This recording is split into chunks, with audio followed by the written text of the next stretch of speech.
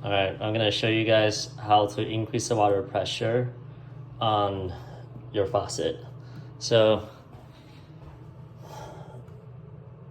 before, it was just very slow. It drives me crazy because I can't brush my teeth or wash my face. It's just like so slow.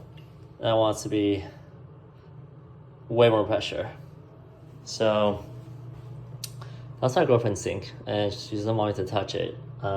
So this is my sink, and what you need is these special tools. These are special key that you can open and get the aerator out with. You see how there are these ridges on there? That's what goes in, and if you take a look underneath, you can see the ridges. So you just wanna lock this. And you can get these at Lowe's, Home Depot. Like I got mine for like $9. This lock, and then you just twist off, and the whole aerator will come out.